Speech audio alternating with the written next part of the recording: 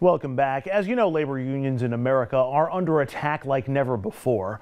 To find out more about that and whether the lessons that were learned from the Triangle Shirtwaist factory fire are somehow being forgotten, I spoke with Bruce Raynor, the former executive vice president of the SEIU, one of the largest labor unions in the country. We talked about conditions then and now. Are there still lessons in your mind that need to be learned and heeded as a result of what happened here? There certainly are, and in a way it's unfortunate, but that there are, because what really the Triangle Fire did was it brought to the attention of New Yorkers terrible working conditions of hundreds of thousands of immigrant workers and native-born workers, but particularly immigrant workers, in garment factories and other workplaces, and of bosses who could care less about the welfare of those people.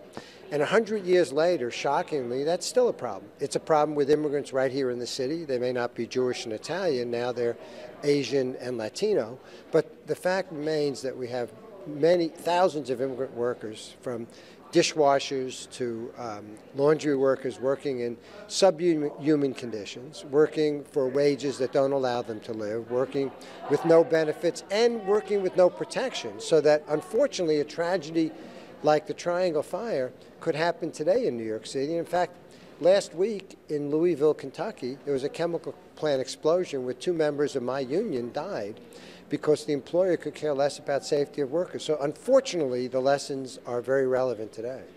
Of those lessons, workplace safety and labor laws, most people seem to think that those aren't about to be eroded.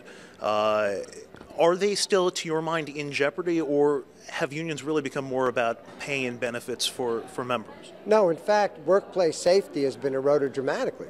In the Bush years, the government stopped being the role of regulator, which is what it had done in 1911. The government recommended fire drills and sprinklers, but didn't require them in 1911. Well, you saw the results. 146 people died within 3 minutes of a fire because there were no sprinklers or fire escapes. In the Bush years, we had the federal government do the same thing, which was to recommend changes in worker safety. Employers either abided by it, or if they chose not to, they didn't. There were no penalties. And even though we have a much stronger OSHA head today, we still have laws that don't really force employers to do the right thing. The fact is, unfortunately, that the workplace protections on safety have been dramatically eroded by a number of years of Republican administrations.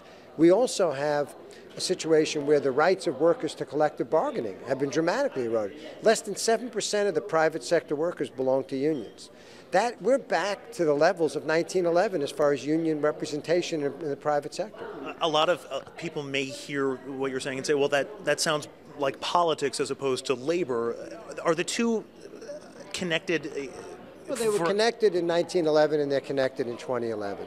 The fact is, it wasn't politics that had those workers caught in that factory without sprinklers or fire escapes and so that they died. It was greed of the employer, because he could care less about their safety, so he didn't do fire drills or install sprinklers.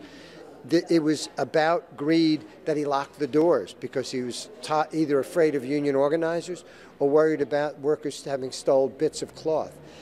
Unfortunately, that remains. We have a situation today where employers don't care whether workers get a living wage. Millions of American workers go to work every day and don't make enough to live on.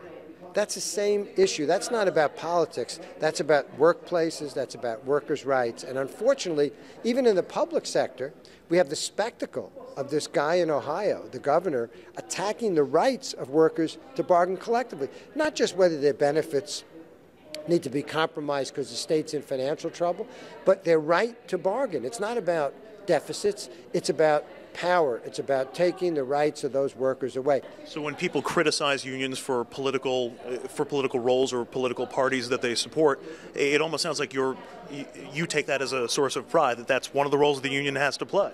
It is. In the same way, it was the labor movement. It was the ILGWU, our predecessor union in New York, that was fighting for fire drills and fire escapes, along with the commissioner of the fire department in New York. It was the employers who were saying, don't regulate us.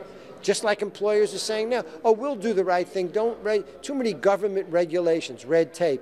Well, is it red tape to have a sprinkler system? Is it red tape to have guards on machines so workers don't get their fingers cut off? Is it red tape to have chemicals under control so that they don't get not only hurt the workers but hurt the community? It's not red tape. That's basic protections, and that's what the labor movement fights for. That's what we need in our society. Since we first conducted that interview, Raynor stepped down as president of Workers United and executive president of its parent body, the SEIU. As our coverage continues, we put you in the crowd that numbered in the tens of thousands on that fateful day more than 100 years ago. You'll see what they saw. You'll hear some of what they heard. That's next. Stay with us.